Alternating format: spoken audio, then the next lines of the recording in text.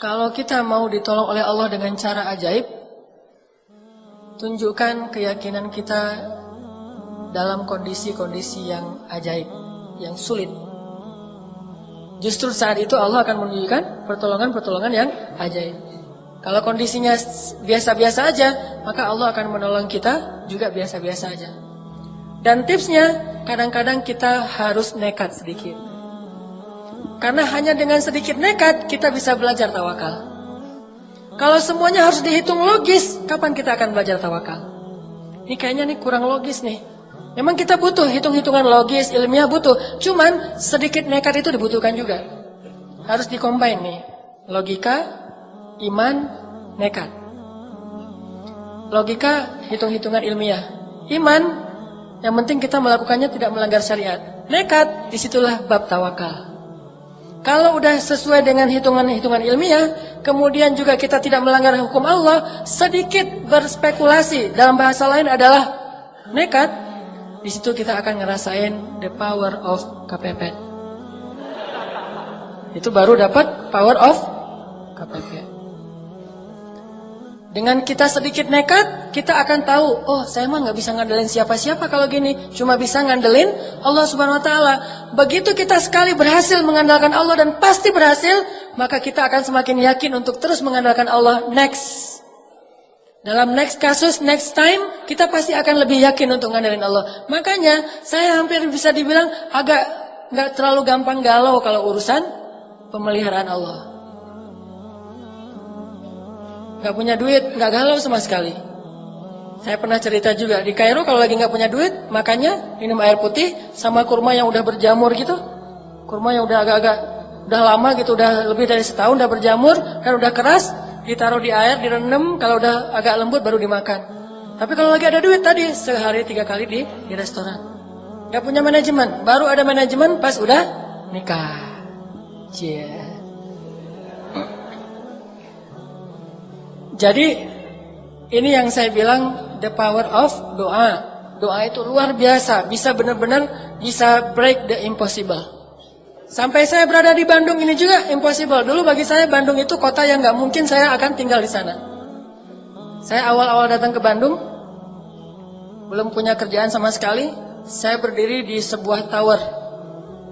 Saya naik ke sebuah tower di kota Bandung, terus saya bicara sendiri.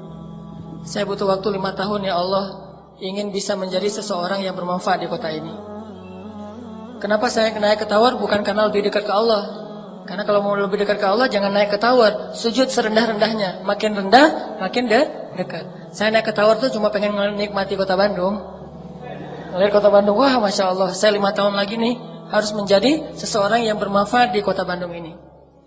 Alhamdulillah setelah 5 tahun, Allah kasih kemudahan yang luar biasa.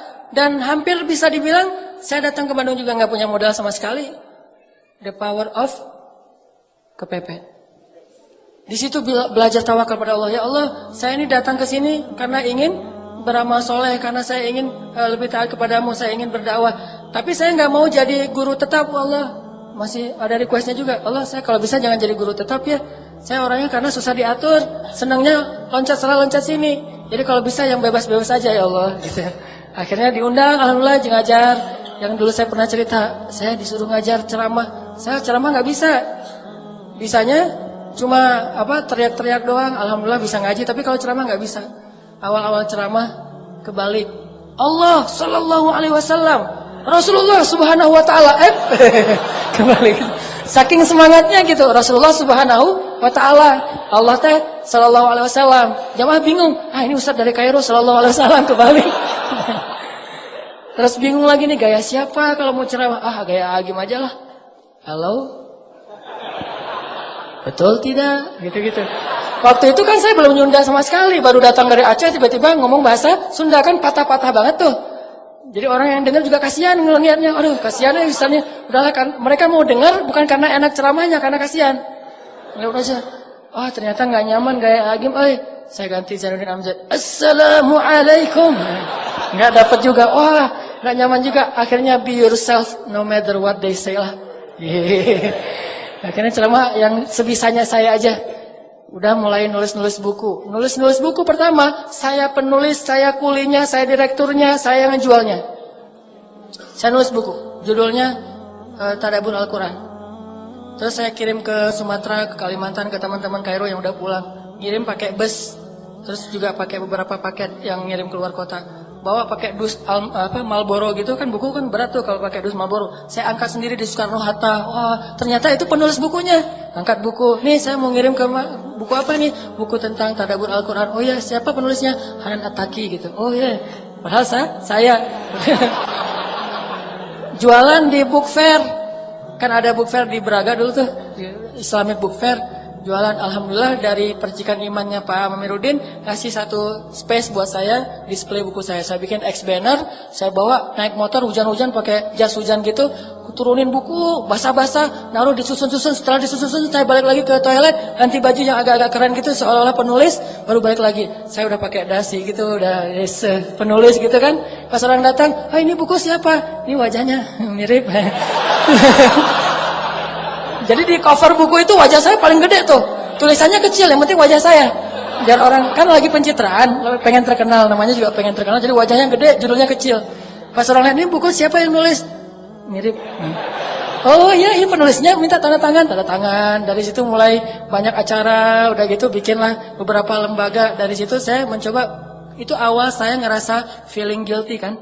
Kok saya belajar jauh-jauh cuma untuk ngajar-ngajar gini terus dibayar? Saya harus bikin dakwah yang saya nggak dibayar. Akhirnya setelah 7 tahun kayak gitu, Allah kasih ilham, muncullah Pemuda Hijrah. Dan saya merasa dengan Pemuda Hijrah ini hilang sedikit feeling guilty-nya. Karena bisa berdakwah yang tidak ada lagi orientasi-orientasi apapun selain pengen berkhidmat kepada agama Allah Subhanahu Wa Taala. Tapi itu perjalanan semuanya tidak akan terjadi kecuali dengan doa.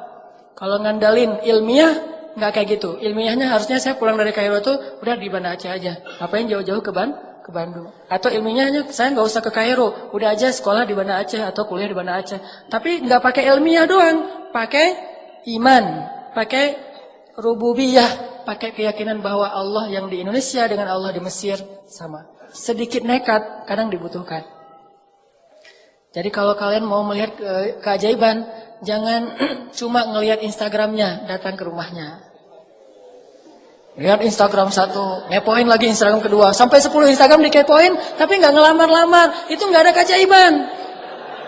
Mau ngelihat keajaiban, ini rumahnya di mana? Udah aja di komen, Neng rumahnya di mana? Saya mau datang, udah aja kayak gitu. Tunggu aja keajaiban, keajaiban apa? Di blok sama dia. Gara-gara nggak bisa masuk lagi Instagram, kenapa saya di blok?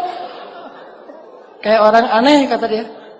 Tapi kan namanya juga usaha kan, jangan menyerah. Ulangi lagi komen di berikutnya sehingga kita terkenal komentator yang paling banyak menghampiri akun-akun yang keren-keren.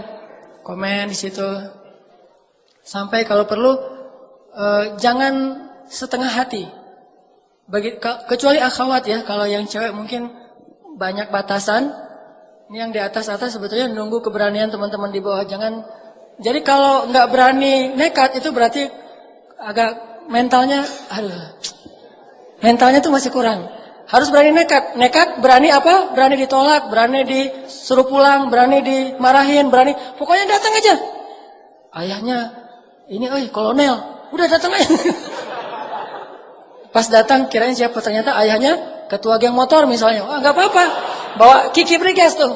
Wah, Ki, temenin Ki, kemana? Mau ngelamar. Kalau bawa saya, karena ayahnya ternyata ketua geng motor. Oh ya udah, bawa sama Kiki. Ternyata Kiki juga pernah, tapi gagal misalnya. Gitu. Misalnya, ya Ki, enggak, ininya contoh doang. Artinya, usaha aja, jangan setengah hati. Jadi baru disebut nekat itu kalau udah ngelakuin sesuatu, bukan nekat tapi cuma doa doang. Ya Allah, saya berharap bisa nikah tahun ini, tapi nggak nekat-nekat. Coba tunjukin dulu, karena nekat jadi tawakal. Gak kenal, gak apa-apa. Saking nekatnya, jauh kayaknya levelnya jauh banget nih. Kita orang biasa banget, dia mah bidadari banget. Seorang pengemis melamar bidadari. Wes. Jadi pengemis yang luar biasa nih. Kayak siapa? Julaibi. Pengemis melamar bidadari. Saya mah orang biasa, tapi saya punya Allah. Datang aja. Kan kita nggak tahu kalau belum mencoba kan? You don't know if you don't try. Itu pakai aja sebagai bahasa nekat, tapi setelah itu bismillahirrahmanirrahim. Allah ya muqallibal qulub. Wahai yang membolak-balikan hati. Udah segitu aja. Allah udah tahu lah keterusannya apa. Datang, ya Allah, Engkau yang memiliki hati orang-orang yang ada di dalam rumah ini. Ayahnya, ibunya, dia termasuk pembantu. Kadang-kadang pembantu itu bisa membuat orang terbolak-balik hatinya. Ayahnya masih bingung gitu, ibunya masih mikir-mikir, si Nengnya juga masih mikir-mikir. Pembantunya yang wah semangat. Pembantunya bilang, Neng, ibu teh udah sering ketemu anak laki-laki, tapi ini beda Neng. Pembantunya tuh cerewet, tapi cerewet yang positif. Ternyata si pembantunya tadi dibeliin cuangki sama kita. Ikhtiar yang maksimal. Pembantu juga bisa dimanfaatin. Karena saya pernah memanfaatkan pembantu. Dan itu berhasil. Ikhtiarnya yang maksimal. Kita nggak akan tahu kalau kita belum mencoba. Doa terus ikhtiar. Ikhtiarnya tadi bawa cuangki, bawa nasi pecel kasih ke pembantu. Bu, dari mana? Saya dari Surabaya. Oh, saya bawain rawon buat ibu, gitu ya. Bawain rawon. Masya Allah, ini anak baik banget. Dia akan bisa mempengaruhi keputusan yang ada di dalam rumah itu. Keputusan paling penting bisa dipengaruhi oleh suara seorang pembantu rumah tangga. Gara-gara sebungkus rawon. Itu ikhtiar dulu. Jangan udah belum apa-apa. Saya mah kayaknya enggak ini.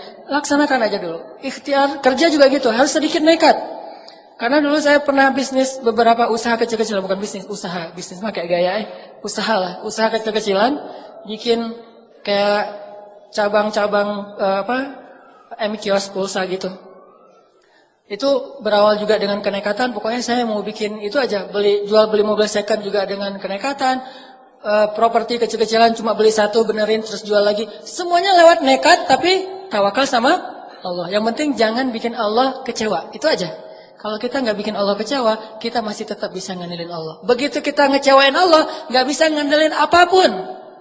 Kalau kita mengandalkan Allah, maka Allah akan menggunakan segalanya untuk kebaikan kita. Kalau kita nggak bisa mengandalkan Allah, maka kita kehilangan segalanya. Sehingga ulama bilang, siapa yang mendapatkan Allah, dia mendapatkan segalanya. Siapa yang kehilangan Allah, dia kehilangan segalanya. Minta sama Allah. Wa idza sa'alaka 'ibadi anni fa inni qarib. Allah itu dekat sama hambanya. Ujibu da'watad da'i idza da'an. Aku mengijabah setiap permintaan orang-orang yang meminta kepadaku. Minta sama Allah. Ini semangat, motivasi untuk berdoa dan berikhtiar dengan bumbu sedikit nekat. Baru kita akan melihat keajaiban. Banyak sekali dari pengalaman hidup saya itu nekat memang bikin keajaiban. Tapi dengan tawakal. Baru kita mengerti arti tawakal kalau kita udah agak sedikit nekat. Terus tips yang kedua dari pengalaman hidup yang mungkin jadi sharing juga buat teman-teman, biar doa itu diijabah oleh Allah. Ini penting banget nih. Jangan pernah makan atau minum sesuatu yang Allah haramkan. Itu mutlak. Gimana pun kita teriak-teriak di depan pintu Ka'bah, kalau di dalam darah dan daging kita ini tumbuh atau mengalir makanan dan minuman yang Allah nggak ridhai, suara kita itu mute. Mute. Nggak kedengaran. Di telepon kita telepon Allah, tapi teleponnya di silent, gak kedengaran. Kenapa gak kedengaran? Soalnya kita pakai opsi silent tadi. Dan opsi silent itu gara-gara kita makan makanan yang haram atau syubhat. Jangan pernah menggadaikan doa-doa teman-teman dengan harta yang haram walaupun berlimpah. Jangan pernah menggadaikan. Karena kalau kita sudah sampai membuang kesempatan diijabah doa, kita gak bisa ngapa-ngapain lagi walaupun kita punya dunia dan seisinya. Nih kalau pilihan ya, ada pekerjaan tapi syubhat atau haram. Cuman resikonya Allah nggak mengijabah lagi doa kita. Atau kita nggak mengambil pekerjaan itu, cuman nggak dapat keuntungan besar, tapi Allah mengijabah doa-doa kita. Kalau saya sangat yakin nggak perlu istikharah, akan memilih yang penting Allah mengijabah doa saya. Urusan yang lain terserah. Kalau Allah mengijabah doa saya, mau coba Mau apa aja? Minta sama Allah pemilik segalanya. Tabarakalladzi biyadihil mulk. Di tangan Allah segala kerajaan. Jadi jangan sampai Allah yang kita hilangkan. Jangan sampai kita kehilangan tali dengan Allah Subhanahu wa taala. Dan salah satu penghilang tali hubungan dengan Allah itu makanan dan minuman yang haram. Makanya Nabi pernah mengisahkan ada seorang laki-laki Yahudi melakukan perjalanan, di tengah jalan dia ngelihat ada orang yang lagi makan babi guling, barbecue, harum gitu, tapi makanannya babi. Laki-laki Yahudi tadi nyamperin, terus bilang, boleh nggak saya minta satu potong ikan itu? Kata laki-laki Yahudi, boleh nggak saya minta? A'tini hadas samak, beri saya sepotong dari ikan ini. Kata orang-orang, kamu kan penampilannya kayaknya orang Yahudi ya? Ya, bukankah orang Yahudi itu dilarang makan babi? Emang. Terus kenapa kamu minta makanan ini? Kata dia, yang minta babi siapa? Kan saya minta ikan, kata orang Yahudi. Tapi nunjuknya ke arah babi. Itu namanya hilah. Mencari-cari celah untuk mengubah hukum yang haram menjadi halal. Salah satunya dengan mengganti nama. Makanya Nabi bilang di dalam hadis, ada juga di Riyadhus Shalihin, janganlah kalian menamai khamr dengan karom. Karom itu mulia artinya, namanya keren. Jadi khamr itu tetap khamr, jangan dikasih nama yang keren-keren. Harganya 2 juta. Dari Itali. Keren lagi namanya tuh. Terus packagingnya bagus banget. Jangan, kata Allah, kata Nabi. Kenapa? Karena itu akan mengubah sesuatu yang haram menjadi sesuatu yang disukai, diminati, bangga orang dengannya. Sehingga dilarang menamakan sesuatu yang haram dengan nama yang baik. Begitu juga mengubah namanya menjadi nama seolah-olah dia halal. Orang Yahudi ini ngasih nama babi dengan kalimat samak, ikan. A'tini hadas samak, beri saya ikan ini. Kata orang-orang, ini kan nggak boleh untuk kamu orang Yahudi. Emang saya minta babi, saya kan minta ikan. Tapi nunjuknya ke arah babi. Akhirnya nggak mau berdebat, dikasihlah sepotong makanan babi. Dia minum, dia makan, kemudian dia minum khamr. Udah selesai itu dia jalan. Jalan, dia jatuh di tengah perjalanan karena mabuk. Kemudian untanya hilang. Untanya membawa semua bekal-bekal dia. Terlunta-luntalah dia di tengah padang pasir. Ketika dia sadar, dia nggak punya apa-apa lagi. Waktu itu kemudian dia duduk, lalu dia berdoa kepada Allah, Rabbi. Sampai di situ aja, Nabi kemudian ngasih komen terhadap hadisnya. Jadi Nabi yang menyampaikan ceritanya, kemudian Nabi komen. Apa komen Nabi? Ma'kaluhu haram, malbasuhu haram, mashrabuhu haram, fa anna yustajabu lidzalik? Makanannya haram, minumannya haram. Kemudian tempat tinggal pakaiannya haram. Bagaimana Allah akan mengijabah doa dia? Sehingga laki-laki itu mati di tengah padang pasir dalam keadaan terlunta-lunta. Datang lagi seorang sahabat namanya Sa'ad bin Abi Waqqas, datang kepada Rasulullah, "Ya Rasulullah, doakanlah saya supaya Allah mengijabah doa-doa saya. Karena saya berdoa itu Allah belum mengijabah saja. Saya mohon tawassul dari engkau ya Rasul, dengan wasilahmu semoga Allah mengijabah doa saya." Kata Nabi, "Ya Sa'ad, atib mat'amak." Wahai Sa'ad, bersihkanlah makananmu dari yang haram. Lalu Sa'ad kemudian membalikan semua keuntungan-keuntungan ribanya, dan dia tidak mau lagi makan riba sebagai seorang rentenir. Kemudian akhirnya dia berdoa lagi, dan sejak saat itu Sa'ad terkenal sebagai seorang ahli diijabah dalam doa. Karena meninggalkan usaha-usaha yang tidak Allah ridhoi. Jadi kalau mau melihat keajaiban dalam doa, jangan pernah masukkan makanan dan minuman yang haram ke dalam tubuh kita. Mending kita lapar daripada kita memakan sesuatu yang Allah haramkan. Kecuali darurat. Kalau darurat boleh. Kan kaidah fikihnya, ad-darurah tubihul mahzurah. Yang darurat itu membolehkan yang tidak boleh. Kita kelaparan di tengah hutan. Gak ada makanan kecuali, maaf tadi babi misalnya. Maka boleh kita makan babi. Tapi jangan digulai, di sate, di segala macam. Ada yang di dendeng gitu ya. Disimpan, ada yang sampai dikalengin. Buat apa? Buat nanti kalau lapar lagi. Enggak, makan darurat itu hanya untuk menghilangkan rasa lapar yang sangat. Kalau udah hilang rasa lapar yang sangat, udah agak nyaman, udah tinggalkan itu. Begitu juga dalam urusan yang lain. Kalau kita darurat banget, boleh menggunakan harta yang haram, tapi sebatas menghilangkan unsur darurat kita saja. Anak sakit, gak punya uang sama sekali, minjam ke teman-teman gak ada yang bisa nolong. Akhirnya terpaksa kita menggunakan sistem-sistem yang Allah gak ridhoi. Tapi sebatas untuk bisa membiayai pengobatan anak. Jangan ngutangnya 1 miliar, padahal pengobatannya 10 juta. Kenapa ada 990 jutaan? Karena itu buat tambahan modal. Nah ini bukan darurat namanya. Selama kita menjaga yang ini, Allah berjanji akan uji da'watad da'i. Aku akan mengijabah doa-doa kalian. Jangan pernah menggadaikan doa.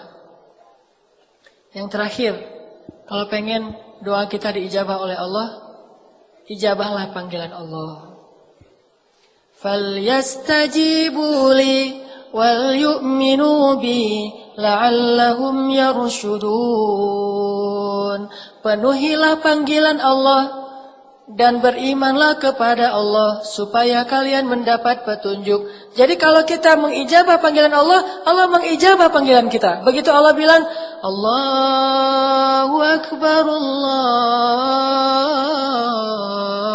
Akbar, labbaika ya Rabbi. Ngomongnya gitu. Labbaika ya Rabbi, aku penuhi panggilanmu ya Allah. Datang buru-buru, wudu langsung datang ke masjid. Nanti begitu kita bilang, Allah ya Allah, labbaika ya abdi. Ada apa wahai hambaku? Allah buru-buru datang kepada kita. Seperti kita buru-buru datang kepada Allah, seperti itu juga Allah buru-buru datang kepada kita. Seperti kita berleha-leha atau menunda-nunda waktu untuk datang kepada Allah, seperti itu juga Allah menunda-nunda waktu untuk datang kepada kita ketika kita panggil. Ana inda dhanni abdi bi. Aku tergantung di mana hambaku. Falkuruni azkurkum. Ingatlah aku ingat kalian. Jadi jangan salahin Allah kalau doa kita belum diijabah juga. Mungkin kita ketika Allah panggil juga nggak gitu-gitu amat. Sehingga Allah juga akan mengimbangi gimana perlakuan kita kepada Allah. Kenapa kayak gitu? Biar dengan cara kayak gitu kita menjadi lebih taat kepada Allah. Sebetulnya nggak ngimbangin sih. Allah tetap Rahman dan Rahim, cuman dalam bab itu doang. Di sisi yang lain, Allah tuh ngasih nikmat kepada kita tuh nggak ngelihat kita soleh apa enggak. Terus aja dikasih nikmat kan? Kita membangkang ke Allah tetap dikasih hidup, dikasih bahagia, dikasih nafas dan seterusnya, tetap dikasih nikmat. Cuman dalam bab doa aja Allah mau ngimbangin kita. Jadi Allah tetap nggak akan zalim sama hambanya. Cuman dalam bab itu Allah nggak mau, kecuali melihat kita sungguh-sungguh kepada Allah. Begitu dengar, kadang-kadang, apalagi kadang-kadang kita datang ke masjidnya belum azan. Datang ke masjid untuk sholat subuh jam 11 malam. Udah langsung datang. Ngapain kamu jam 11 malam ke masjid? Pengen sholat subuh. Ini misalnya saking luar biasanya. Kayak siapa? Sa'id Ibnul Musayyib.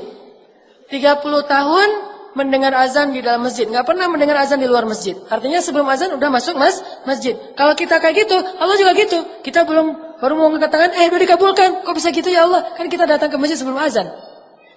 Kayak Nabi tuh baru membatin doang dalam hati, udah Allah kabulkan. Belum juga ngomong. Ya Allah, udah datang langsung. Ada miss call gitu. Wah, ditunggu ya. Nanti kita wawancara kerjaan. Belum juga berdoa. Udah wawancara kerjaan. Belum juga ketemu ceweknya, tapi ceweknya yang nyamperin duluan. Ustadz, boleh nggak saya ta'arufan sama yang ikhwan yang itu? Oh, yang itu yang mana? Yang ini? Yang itu. Bukan ke sini, yang di belakang Ustadz. Oh, yang di belakang saya. Ya udah, nanti saya kenalin, kasih aja CV-nya.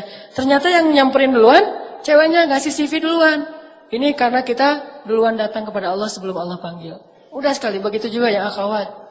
Begitu Allah katakan, wahai hamba-hambaku, atau katakanlah kepada perempuan, tutuplah aurat-aurat mereka. Kalau kita ijabah panggilan Allah, Allah juga akan mengijabah panggilan kita. Sedikit nekat supaya belajar tawakal. Kemudian yang kedua, jangan campuri daging dan darah kita dengan makanan yang haram. Yang ketiga, ijabahlah panggilan Allah sehingga Allah mengijabah panggilan kita. Kalau udah bisa kayak gini, insya Allah teman-teman mudah dalam hidup. Mau kerjaan mudah, mau sekolah mudah, mau nikah mudah, mau punya anak mudah. Ya Allah, ya Rabbi, ya Ilahi. Andalkan Allah, jangan andalkan makhluk. Walaupun mustahil sekalipun. Jangan kita membatasi yakin kita kepada Allah hanya dengan kata-kata mungkin dan mustahil. Kalau gitu Allah hanya akan ngasih kepada kita hal-hal yang mungkin. Kalau kita masih yakin kepada Allah terhadap hal yang mustahil, Allah ngasih kepada kita yang impossible.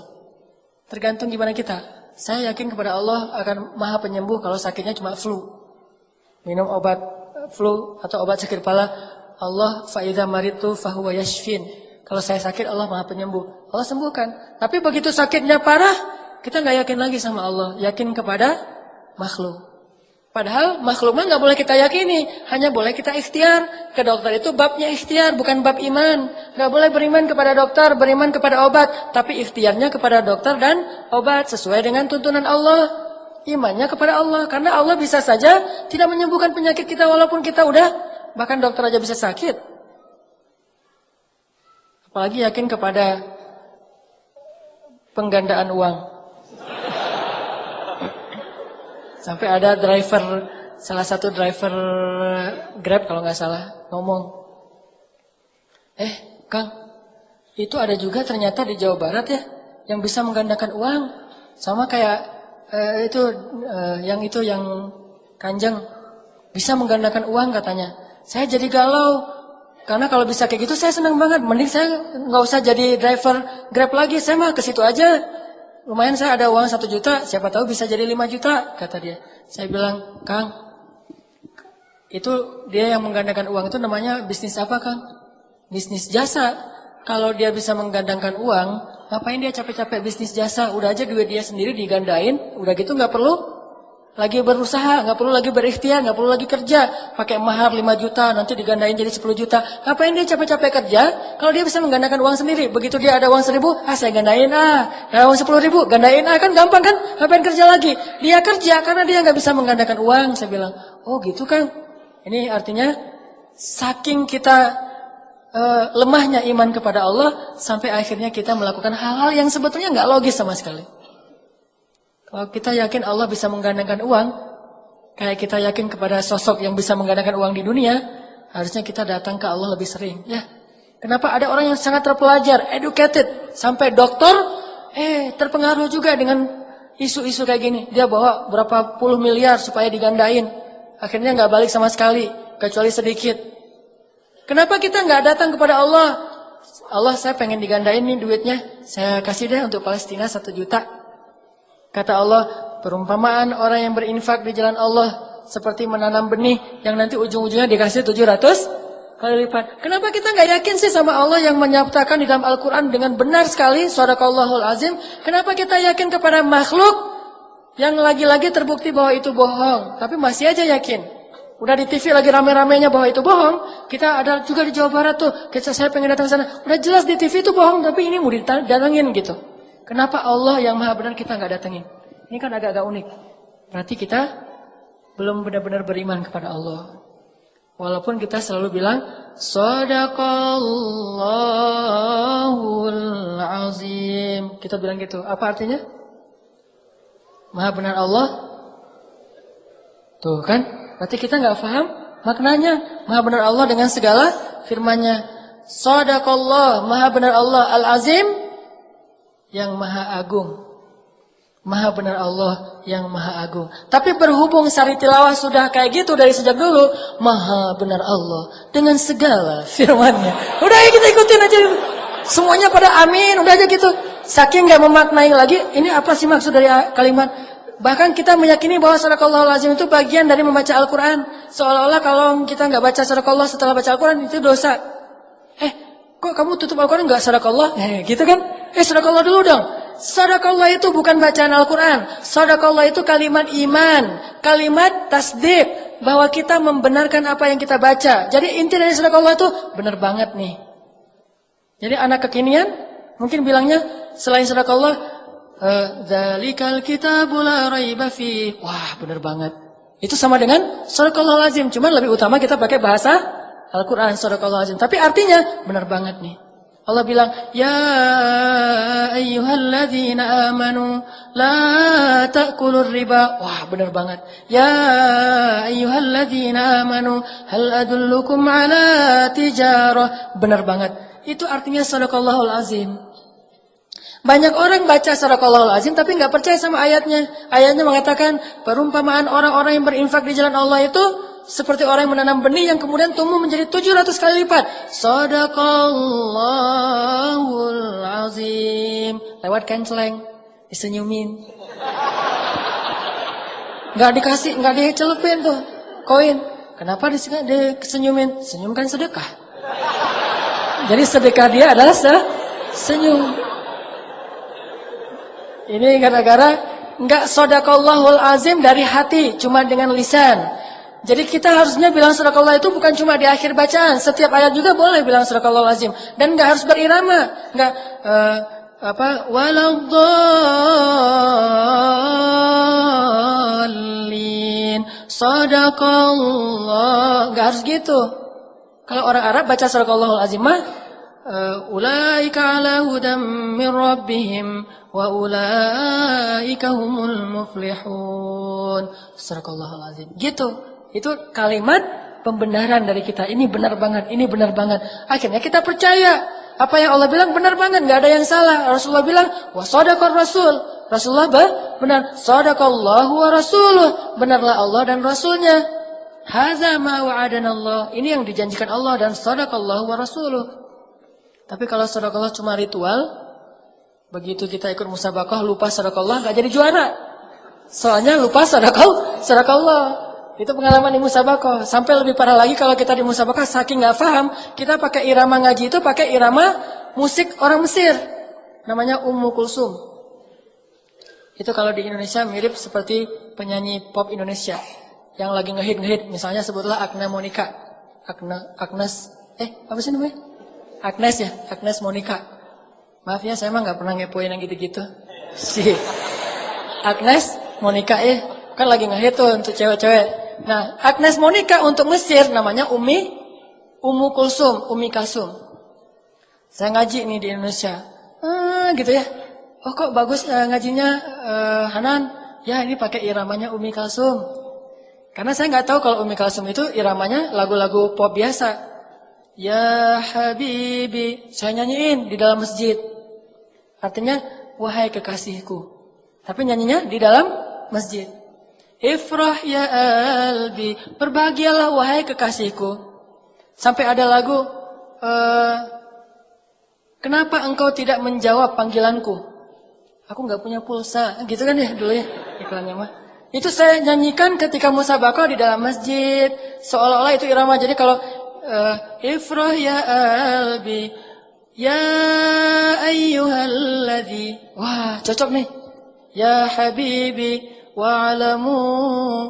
Cocok nih kayaknya dibawa dari irama musik ke irama Al-Qur'an. Saya yakin banget dulu waktu musabaqah di Indonesia, begitu saya ke Mesir, yang pertama saya cari adalah kaset Ummu Kulsum. Ini saya harus cari kaset originalnya. Dulu kan kaset. Teman-teman enggak tahu kaset ya? Maaf ya. Beda generasi. Anak sekarang nggak tahu kaset. Kaset itu sejenis CD tapi yang masih ada pitanya gitu. Nggak ada zaman sekarang. Maaf, baru lahir. Dan saya udah tua. Saya cari kaset originalnya Ummu Kulsum. Cari itu di toko buku Islam. Tafsir, hadis. Cari kaset Ummu Kulsum. Saya tanya ke si yang penjualnya, "Mang, ada kaset Ummu Kulsum nggak, Mang?" Mang manggilnya. Terus orang Mesir, "Hah, kaset siapa?" Ummu Kulsum. Maksud kamu Ummu Kulsum anaknya Nabi? Enggak, kaset yang ya Habibi gitu-gitu saya nyanyi. Dia heran. Orang Mesir heran. Hah? Saya kan orangnya agak-agak polos gitu, polos gak jelas gitu kan. Terus dia heran, ngapain kamu cari kaset itu di sini? Ini kan toko buku Islam. Nah, itu kan muslimah, emang muslimah. Terus kamu ngapain mau dengar lagu-lagu itu? Pengen belajar Al-Qur'an. Makin heran dia, belajar Al-Qur'an dengerin itu. Apa hubungannya ya? Dia jadi asa-asa nyambung gitu kan. Kamu belajar Al-Quran pakai Ummu Kulsum, hubungannya apa ya kata dia? Ada aqua. Terus saya bilang, lah kan irama-irama Ummu Kulsum itu bagus dipakai ngaji. Langsung dia bilang, ma'azallah. Ma'azallah itu kalau bahasa kita mah, a'udzubillah. Dia langsung heran. Auzubillahi minasyaitonirrajim, kata dia. Kenapa kamu bilang saya syaitonirrajim? Ya akhi, kata dia. Ummu Kulsum itu lagunya lagu umum.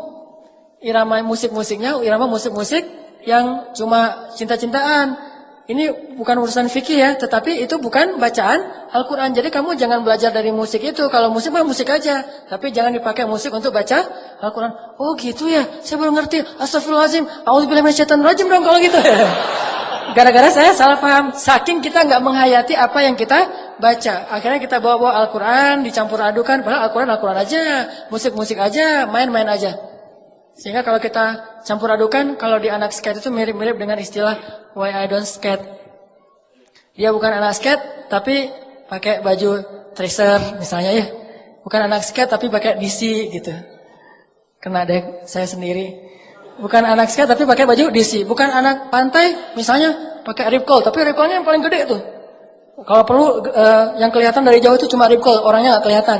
Saking pengen diakui sebagai anak pantai, anak Quicksilver, anak apa? Kalau skate mah mungkin anak DC, atau kalau anak basket sebutlah mungkin Nike gitu-gitu. Karena dia memaksakan ini. Kalau ternyata bukan kayak gini cara belajar Al-Quran, baru saya kemudian belajar Al-Qurannya dengan tadabbur, dengan hati. Ternyata baca Al-Quran yang paling tepat itu dengan hati, bukan dengan irama. Irama gimana pun suara kita bagus, kalau nggak dari hati nggak kena. Tapi kalau suara dari hati, walaupun suara kita agak-agak parah, insya Allah kena. Karena orang nggak jadi kena di hati orang insya Allah ya. Jadi shadaqallahul azim itu membenarkan. Kita sering bilang shadaqallahul azim, tapi ayatnya kita nggak beriman, sehingga kita nggak mengamalkan, nggak berdoa dengan ayat itu. Berarti shadaqallahul azim kita cuma di lisan saja. Yakin, saya yakin insya Allah, kalaupun nggak dibilang 100%, tapi saya sangat yakin yang membuat saya sampai tidak perlu galau lagi. Kalau ada masalah, saya bisa bilang ke Allah. Sebagaimana kata Umar, wahai diriku, kalau kamu punya masalah jangan bilang ya Allah saya punya masalah besar, tapi bilang wahai masalah saya punya Allah yang maha besar. Serahkan kepada Allah. La tahzan, innallaha ma'ana. Ya Allah pengen nikah, ya Allah pengen rezeki, ya Allah pengen kerjaan, ya Allah pengen anak, ya Allah pengen apapun yang kebaikan-kebaikan, ya Allah. Bukan yang lainnya. Kayak iklan TV kabel ya. Ya Allah, bukan yang lain.